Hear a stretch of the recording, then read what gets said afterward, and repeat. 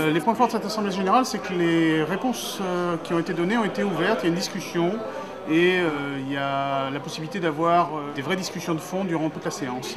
Toutes les formes de la démocratie sont respectées, puis dans le fond, en fait, on est toujours un peu déçu par le résultat parce que ça devient très très lourd et prendre l'initiative, faire des choses rapidement, c'est très très difficile. On s'est à peu près mis d'accord sur tous les sujets qui étaient à l'ordre du jour. Bon, il y a eu d'autres sujets où on s'est moins mis d'accord parce que c'était pas à l'ordre du jour, mais ça s'est bien passé.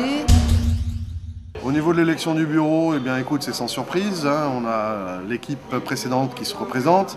Elle a raisonnablement travaillé. L'équipe que je représentais a été réélue avec de nouvelles personnes pour augmenter la taille de l'équipe pour avoir un travail plus efficace. Je m'occupe du tournoi de Paris et je m'occupe également donc des relations avec les fédérations européennes. Deux responsables qui ont bien la pêche, un qui est sur la communication et l'autre qui est sur les relations Europe et sur le tournoi de Paris.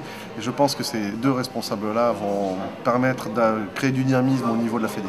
M'occuper de tout ce qui est recherche de sponsors, qui est vraiment le nerf de la guerre au niveau de la fédération. Un nouvel effet moteur, en particulier avec la recherche de sponsors, le point communication. Et je pense que là, on va bien avancer. J'espère qu'on va pouvoir récupérer pas mal de sous pour mieux encore développer le go en France. On a évoqué les Jeux Olympiques. On a constitué une nouvelle équipe pour les jeunes, un nouvel archiviste. On espère motiver plusieurs personnes, pour en particulier un nouveau président pour la Ligue Île-de-France. Ça a été très clair au niveau de la présentation du budget.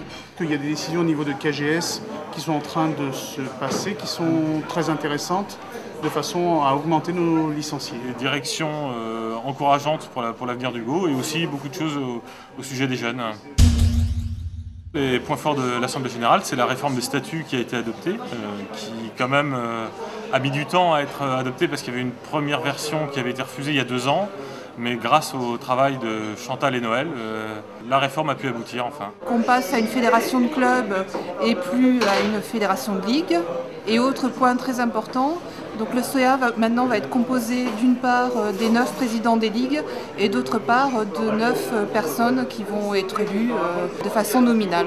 Donc il devrait y avoir davantage d'investissement régional et donc les informations devraient mieux remonter au niveau de la Fédé. Donc ça permettra une meilleure communication plus proche du terrain.